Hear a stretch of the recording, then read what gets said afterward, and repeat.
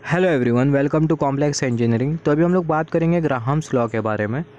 तो यहाँ पर हमने एक एग्जांपल कंसीडर किया है। यहाँ पर सबसे पहले हमें समझना होगा एफ्यूजन का मतलब क्या और डिफ्यूजन का मतलब क्या है। तो सबसे पहले हम लोग समझेंगे डिफ्यूजन क्या होता है और एफ्यूजन क्या होता है, फिर उसके बाद हम लोग ग्राहम्स लॉ के बारे में डिस्कस करेंगे। तो यहाँ पर हमने कंसीडर किया ये है कंटेनर, और ये कंटेनर में हमने कंसीडर किया ये है ऑक्सीजन के मॉलिक्यूल्स और ये है नाइट्रोजन के मॉलिक्यूल्स। और यहाँ पर अभी अगर हम लोग देखें बीच में कोई सेपरेशन भी नहीं है, यहाँ पर ये बीच में कोई वो भी नहीं है सेपरेशन, जिसके वजह से जो मॉलिक्यूल्स है वो एक दूसरे के साथ इंटरेक्ट नहीं कर पाए।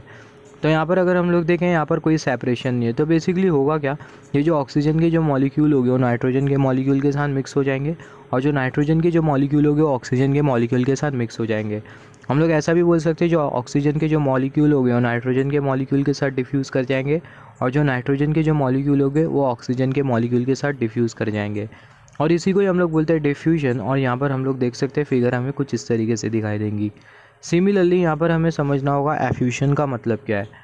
तो यहाँ पर हमने कंसिडर किया ये कंटेनर, और ये कंटेनर में हमने कंसिडर किया है गैस मॉलिक्यूल, नाइट्रोजन गैस के मॉलिक्यूल्स हमने कंसिडर किया है। और यहाँ पर अभी अगर हम लोग देखें यहाँ पर ये हॉलो चेम्बर है और ये पूरी तरीके से ओपन है।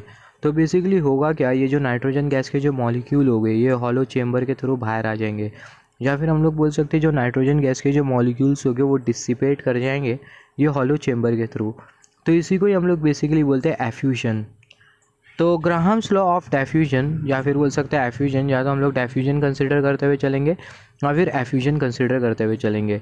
तो जो ग्राहम्स लॉ होता है वो हमें ये बोलता है किसी भी गैस का जो रेट ऑफ एफ्यूजन होगा वो इन्वर्सली प्रोपोर्शनल होगा जो गैस का जो मास है उसके साथ। अगर गैस का मास अगर ज़्यादा होता है तो उस केस में क्या होगा, जो एफ्यूजन का जो रेट होगा वो कम होगा। गैस का मास अगर कम होता है तो जो एफ्यूजन का जो रेट होगा वो ज़्यादा होगा। स्टेटमेंट अगर हम लोग देखें, रेट ऑफ एफ्यूजन और diffusion of a gas is inversely proportional to the square root of its molecular weight. किसी भी गैस का जो रेट ऑफ एफ्यूजन होगा और जो डिफ्यूजन होगा वो इन्वर्सली प्रोपोर्शनल होगा वो गैस के मॉलिक्यूलर वेट के स्क्वायर रूट के साथ। रेट ऑफ एफ्यूजन और जो डिफ्यूजन होगा किसी भी गैस का वो इन्वर्सली प्रोपोर्शनल होगा वो गैस के मॉलिक्यूलर वेट के स्क्वायर रूट के साथ। फॉर एग्जांपल हमने यहाँ पर कंसिडर किया एक एग्जांपल, यहाँ पर ये वाले कंटेनर में हमने कंसिडर किया हाइड्रोजन गैस, ये वाले कंटेनर में हमने कंसिडर किया ऑक्सीजन गैस के मॉलिक्यूल, और यहाँ पर अगर हम लोग देखें यहाँ पर हमने कंसिडर किया हॉलो चेम्बर। सिमिलरली यहाँ पर भी हॉलो चेम्बर है। तो बेसिकली होगा क्या है, ये जो हाइड्रोजन गैस के जो मॉलिक्यूल्स हो गए ये हॉलो चेम्बर के थ्रू डिसिपेट कर जाएंगे, और ये जो ऑक्सीजन गैस के जो मॉलिक्यूल्स हो गए वो भी ये हॉलो चेम्बर के थ्रू डिसिपेट कर जाएंगे, जिसको हम लोग बेसिकली बोल रहे हैं एफ्यूजन। तो मान लेते हैं यहाँ पर ये जो हाइड्रोजन है इसका जो मॉलिक्यूलर वेट है, मतलब इसका जो मास है वो है 2 यूनिट का, और यहाँ पर ये जो ऑक्सीजन है इसका जो मॉलिक्यूलर वेट है मतलब इसका जो मास है वो है 32 यूनिट का। तो यहाँ पर ये जो हाइड्रोजन का जो मॉलिक्यूलर वेट है वो कम है, जो हाइड्रोजन का जो वज़न है वो कम है, और ऑक्सीजन का जो वज़न है वो ज़्यादा है। तो हाइड्रोजन का वज़न कम है, इसका मतलब जो हाइड्रोजन का जो रेट ऑफ एफ्यूजन होगा वो ज़्यादा होगा, मतलब जो हाइड्रोजन होगा वो ज़्यादा तेज़ी से डिसिपेट करेगा। और जो ऑक्सीजन है उसका जो वेट है वो है 32 यूनिट, इसका मतलब इसका जो एफ्यूजन होगा वो कम होगा। रेट ऑफ एफ्यूजन जो होगा ऑक्सीजन का वो कम होगा क्योंकि इसका जो मास है वो ज़्यादा है। तो यहाँ पर अगर हम लोग देखें हम लोग बोल सकते हैं जो रेट ऑफ एफ्यूजन होगा वो इन्वर्सली प्रोपोर्शनल होगा गैस के मास के स्क्वायर रूट के साथ। तो यहाँ पर अगर हम लोग कंसिडर करें, यहाँ पर ये R1 हमने कंसिडर किया, R2 कंसिडर किया, और यहाँ पर ये अंडर रूट M2 और ये अंडर रूट M1। यहाँ पर ये जो R1 है वो है rate of effusion of hydrogen gas, और यहाँ पर ये जो R2 है वो है rate of effusion of oxygen gas. और यहाँ पर हमने कंसिडर किया अंडर रूट M2, जैसे कि हमने डिस्कस किया था यहाँ पर ये जो अंडर रूट M2 है वो है वेट ऑफ ऑक्सीजन गैस, और यहाँ पर ये जो अंडर रूट M1 है वो है वेट ऑफ हाइड्रोजन गैस। तो यहाँ पर हम लोग देख सकते हैं जैसे कि हमने डिस्कस किया था as per the Graham's law, जो हाइड्रोजन का जो रेट ऑफ एफ्यूजन है वो इन्वर्सली प्रोपोर्शनल है उसके मॉलिक्यूलर वेट के स्क्वायर रूट के साथ।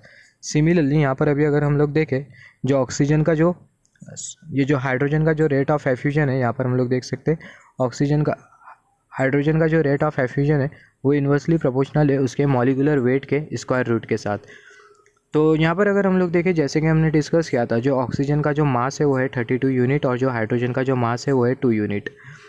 तो हम लोग यहाँ पर ये M2 की जगह पुट कर देंगे हाइड्रोजन का जो मास है वो, तो जो ऑक्सीजन का जो मास है वो, तो यहाँ पर जो ऑक्सीजन का जो मास होगा वो होगा 32 यूनिट, और यहाँ पर जो हाइड्रोजन का जो मास है वो है 2 यूनिट।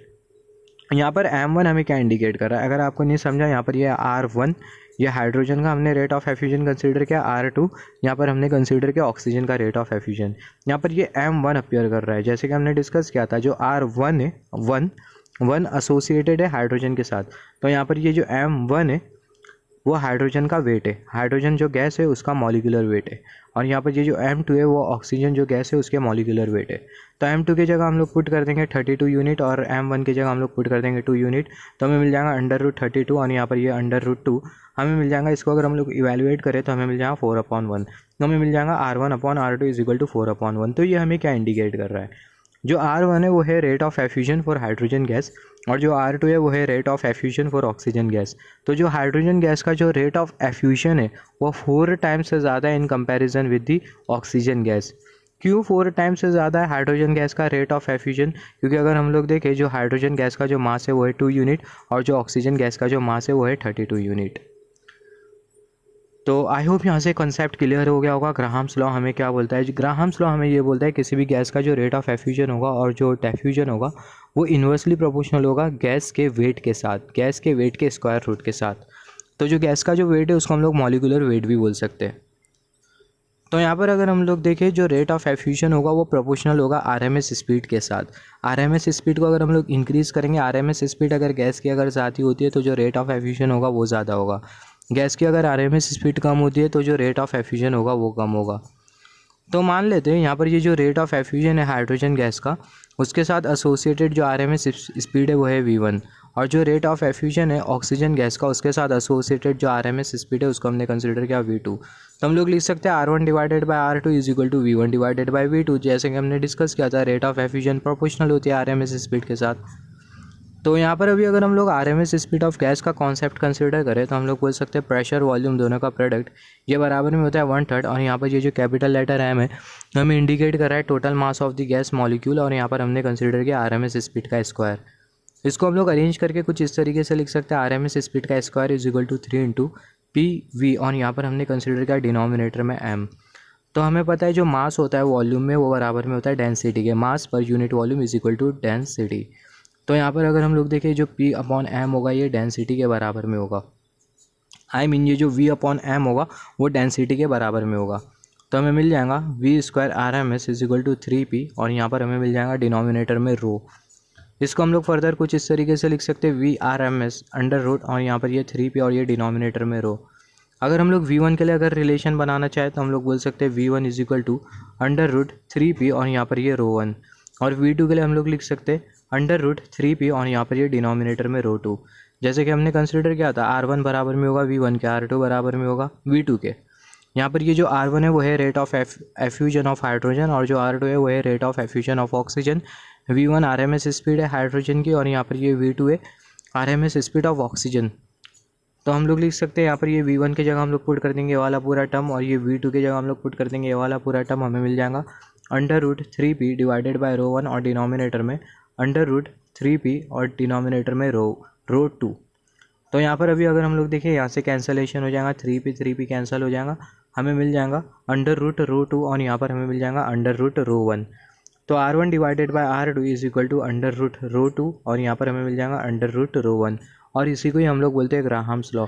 यहाँ पर अभी अगर हम लोग देखें अगर टेम्परेचर और प्रेशर अगर सेम होता है तो उस केस में जो मोलार मास होता है, या फिर बोल सकते हैं जो मॉलिक्यूलर वेट होता है, या फिर सिंपल वर्ड में जो गैस का जो मास होता है वो प्रोपोर्शनल होता है डेंसिटी के साथ।